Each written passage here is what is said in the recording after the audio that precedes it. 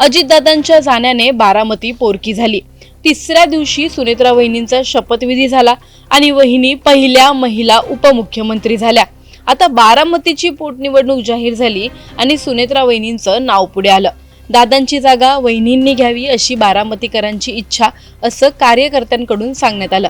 अजितदादांना श्रद्धांजली म्हणून कोणीही तिथे उमेदवार उभा करू नये आणि निवडणूक बिनविरोध व्हावी अशी मागणी होऊ लागली। स्वतः मुख्यमंत्री देवेंद्र फडणवीसांनी देखील बारामतीची निवडणूक बिनविरोध होऊ द्या असं वक्तव्य केलं आणि त्यासाठी प्रयत्न देखील केले, कारण ओबीसींच्या लढ्याला न्याय मिळायला हवा म्हणून ओबीसींचे नेते लक्ष्मण हाके बारामतीची पोटनिवडणूक लढवणार होते। पण त्यांनी देखील 6 एप्रिलला या निवडणुकीतून स्वतःची माघार जाहीर केली।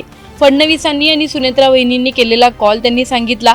हाकेनंतरच काँग्रेसचे हर्षवर्धन सपकाळ यांनी देखील पत्रकार परिषद घेत स्वतःची माघार जाहीर केली। बारामती पोटनिवडणुकीसाठी 53 उमेदवार रिंगणात होते, त्यापैकी 30 उमेदवारांनी आधीच माघार घेतली। त्यामुळे आता 23 उमेदवार निवडणुकीच्या रिंगणात आहेत। यातले 2 उमेदवार लक्ष वेधून घेणारे आहेत, ते म्हणजे अभिजित बिचुकले आणि करुणा मुंडे। करुणा मुंडे यांनी प्रतिक्रिया दिली की त्या अर्ज मागे घेण्यासाठीच बारामतीत येत होत्या, पण एका पोस्टमुळे त्यांनी अर्ज मागे घेतला नाही। करुणा मुंडे यांनी स्पष्ट सांगितलं की त्या ही निवडणूक फक्त धनंजय मुंडेंमुळे आणि अजितदादांच्या न्यायासाठी लढत आहेत।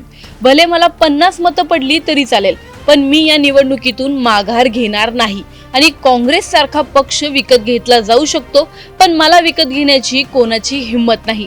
त्यामुळे करुणा मुंडेंसाठी ही लढाई एक बदल्याची आग आहे।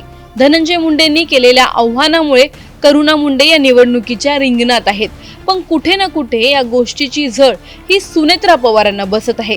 बिनविरोधाची ही निवडणूक अखेर सुनेत्रा पवारांना लढावीच लागणार आहे।